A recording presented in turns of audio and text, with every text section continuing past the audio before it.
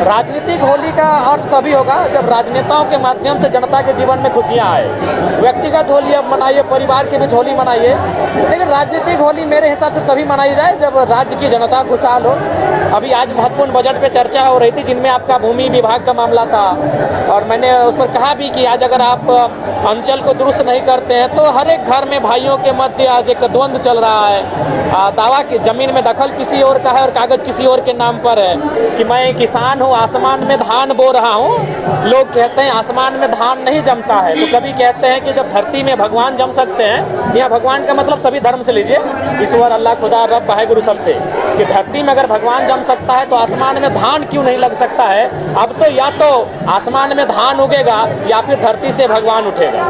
आज पथ निर्माण विभाग पर चर्चा चल रही थी। बीजेपी के जो विधायक है सत्येंद्रनाथ तिवारी, उन्होंने भ्रष्टाचार संबंधित मामला को उठाया, पूरा सदन खिंच गया, वाद विवाद। देखिए, पथ निर्माण का जो मामला है उसको मैंने भी अध्ययन किया है।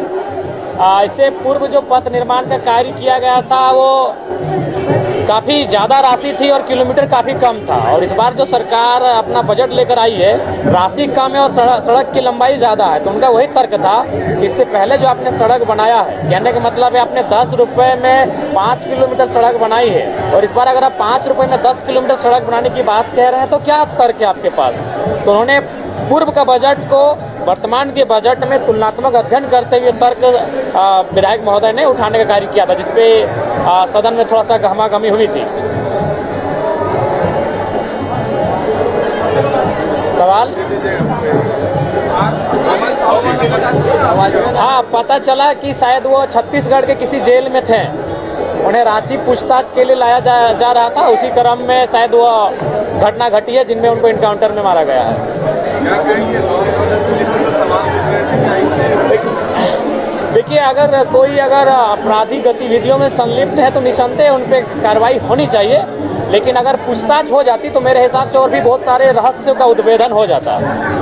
तो उससे क्या होता है कि उनके साथ जुड़े हुए तमाम जो सिंडिकेट के लोग हैं, माफिया जगत के लोग हैं, उनका भी पता चल जाता। लेकिन खैर, जो भी होता है कानून के दृष्टिकोण से, अगर वह माफियाओं पर या फिर आपराधिक तत्वों पर अगर नकेल कसते हैं तो ये अच्छी शुरुआत पहल होगी।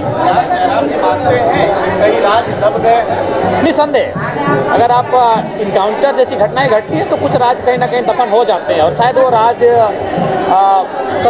सफ़ेद पोस्ट तक आ सकते थे, वो राज खाकी से आकर टकरा सकती थी, तो निसंदेह हो सकता है।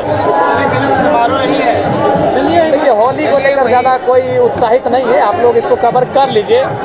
होली एक राजनीतिक होली का अर्थ तभी होगा जब राजनेताओं के माध्यम से जनता के जीवन में खुशियां आए। व्यक्तिगत होली अब मनाइए, परिवार के बीच होली मनाइए, लेकिन राजनीतिक होली मेरे हिसाब से तभी मनाई जाए जब राज्य की जनता खुशहाल हो। अभी आज महत्वपूर्ण बजट पे चर्चा हो रही थी जिनमें आपका भूमि विभाग का मामला था, और मैंने उस पर कहा भी कि आज अगर आप अंचल को दुरुस्त नहीं करते हैं तो हर एक घर में भाइयों के मध्य आज एक द्वंद्व चल रहा है।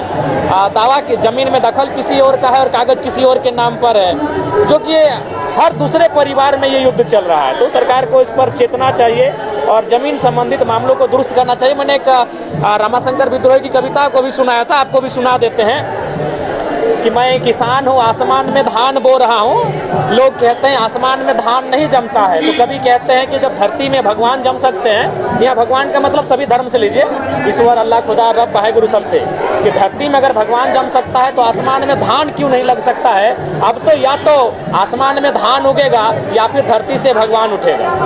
तो मैंने उस कविता को इसलिए कोट किया कि मैं ये बताना चाहता था कि आज देखिए, ईश्वर, अल्लाह या रब कहिए, ये मान्यता है कि चांद, सूरज, पृथ्वी, तारों को उसने बनाया है, और आज वो मंदिर, मस्जिद, चर्च, गुरुद्वारा के नाम पर लाखों लाख एकड़ जमीन में भगवान स्थापित हो चुके हैं। जब भगवान के लिए जमीन इंपॉर्टेंट है तो एक आम इंसान, एक मिडिल क्लास फैमिली के लिए जमीन का कितना इंपॉर्टेंस हो सकता है। मैं ये तर्क देने का प्रयास कर रहा था। इसीलिए मैंने कहा कि जितना भी आपका जो सीओ अंचल कार्यालय है, जहाँ जो समस्याएं हैं जमीन को लेकर, ऑनलाइन होने के बाद रसीद में, उन समस्याओं को दुरुस्त किया जाए। मैंने ये कहा GM लैंड, अभी भारतमाला प्रोजेक्ट को आप अध्ययन कीजिए, वो भारतमाला प्रोजेक्ट आपको बहुत कुछ कहेगा।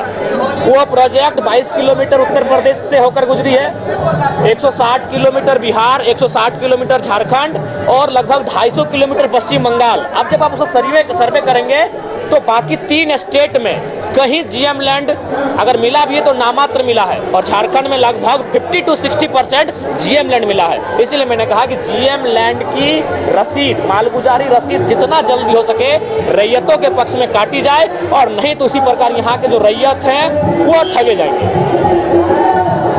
समारोह में आप शामिल हो रहे हैं? नहीं, हम घर निकलेंगे।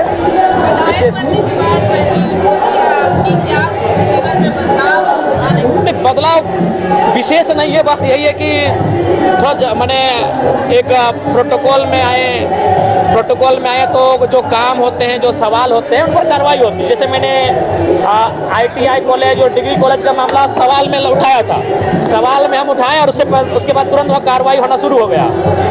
हमने एक यूनिवर्सिटी में का मामला उठाया था, तुरंत यहाँ से टीम गई यूनिवर्सिटी जांच करने के लिए। हमने धनबाद का मामला उठाया था, यहाँ से टीम जांच करने गई। तो ये है कि आपके शब्दों की अब गरिमा है, आपके जो शब्द हैं विधानसभा के भीतर सवालों के माध्यम से उनकी गरिमा है, उस पर जांच हो रही है, उस पर काम हो रहा है। अंदाजा लोग लगा रहे थे कि जयराम जी जिस तरह क्रिकेट देखते हुए एक्शन में थे, उसी तरह फतवा मिलन समारोह में भी रहेंगे। नहीं, थोड़ा सा आप कह रहे हैं कि घर जाएंगे। हाँ, बहुत दिन से नहीं गए हैं घर, तो घर निकलेंगे, तो सबको शुभकामना देके निकल जाएंगे।